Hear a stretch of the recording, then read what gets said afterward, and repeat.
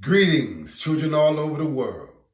This is yours truly, Femi the Storyteller, and I'm back with another story.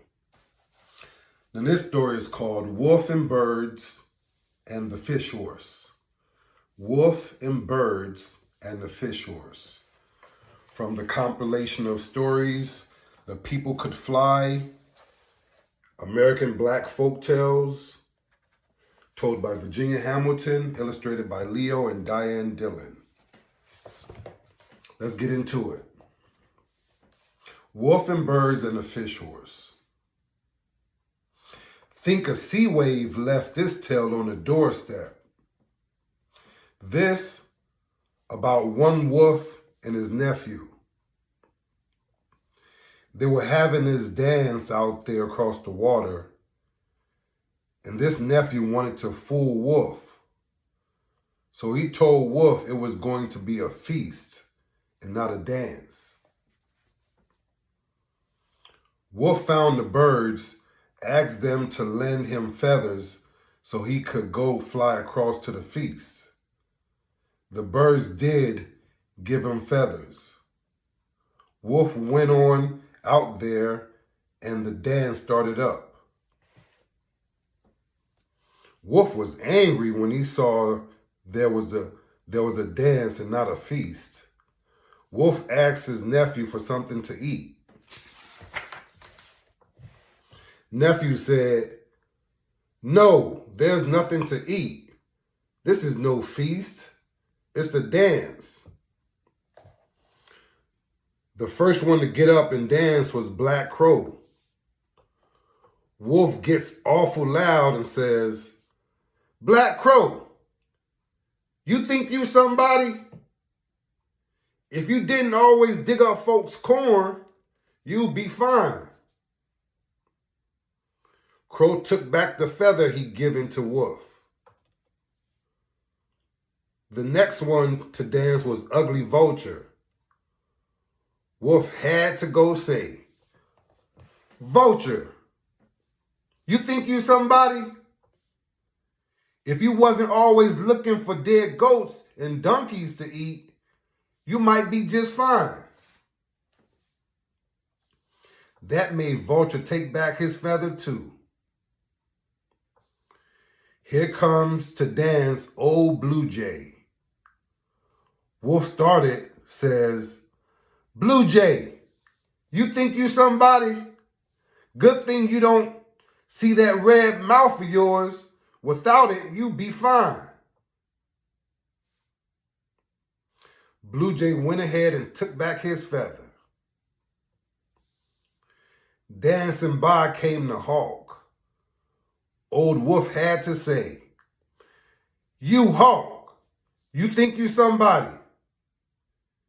If you weren't always hunting people's chickens, you'd be just fine."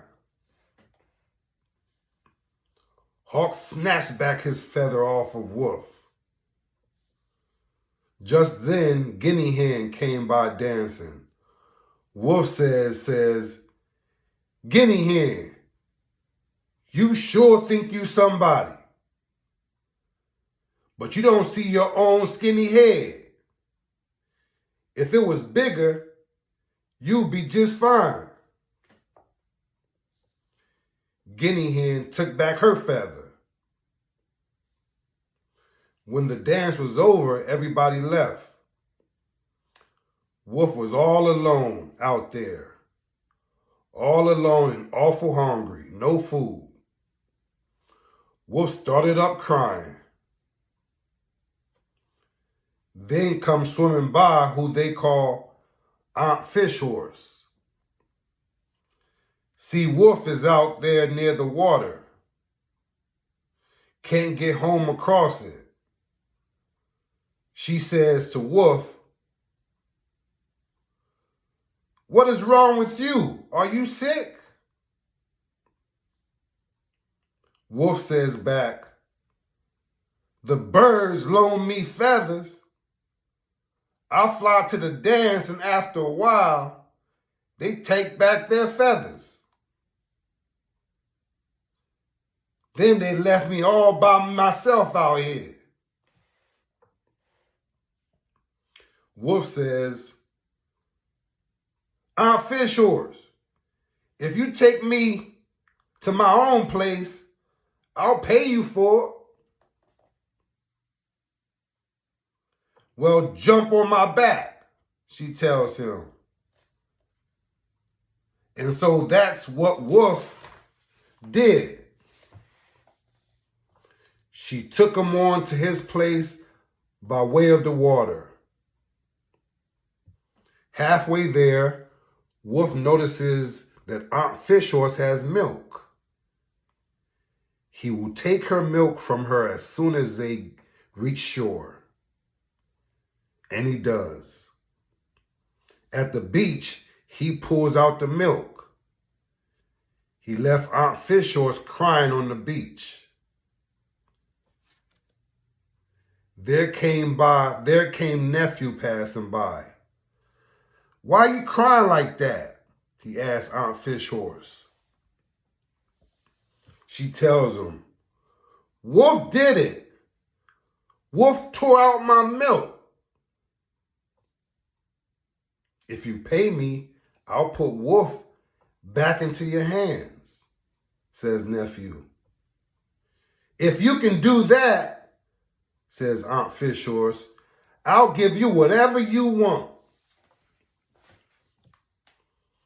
So nephew headed for home. Halfway there, he starts in hollering. Get my knife and my bowl. Wife, wife, there's a fish horse lying on the beach waiting for me to kill it. Wolf heard the hollering. It's mine, he called to his nephew. I left Aunt Fishhorse lying there to get my own knife and bowl. Don't you touch her, she's mine. Wolf hurries down to the beach with his knife and bowl and his wife too. He grabs Aunt Fishhorse to kill her, but she grabbed him back,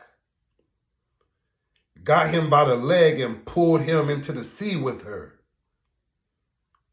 Wolf's wife is crying at the sight. Don't cry, Wolf tells her. Aunt Fishhorse is just playing. Aunt Fishhorse dives to the bottom, stays a minute. When Wolf is up again, his wife is still crying. Don't cry like that while I'm still breathing, Wolf tells his wife. Aunt Fishhorse dives again, stays down a long time. She comes up, Wolf is choking. His wife is crying still. Better had cried now. Wolf chokes and sputters to his wife. For Fishhorse is killing me. Aunt Fishhorse dived to the bottom with Wolf. Wolf came up 2 days ago.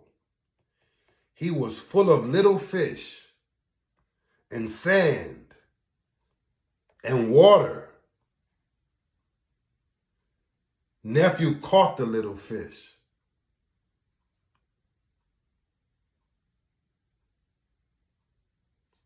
They had a funeral for Wolf. I saw it go by. All his children cried for him. All his people did too. Hope you enjoyed the story. Pretty interesting story, isn't it? Kind of unfortunate. Well, you know, what goes around comes around, right? So Wolf thought he was slick. Although he got tricked by his nephew, you know, to go out to the dance thinking it was a feast.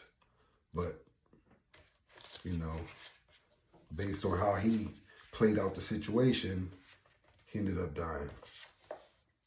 Anyway, let me read the summary of this story so we can wrap it up.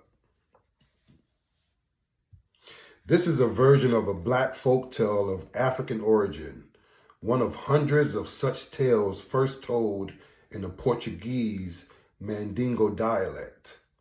The tales were brought to the northeastern United States from Cape Verde Islands by Black Portuguese immigrants. The Cape Verde Island group was formerly a colony of Portugal and is now a Portuguese overseas province that lies some 600 miles off the West African coast. The immigrants from the Cape Verde Islands are descended from African slaves imported by the early Portuguese to work their plantations, from Europeans, the Portuguese, and from most of the principal types associated with the African continent, including Arab and Hamitic. They are also descended from enslaved Africans who were gathered on the islands to be shipped across the Atlantic. But the enslaved Africans were left there when the slave trade ended. The slave trade to the United States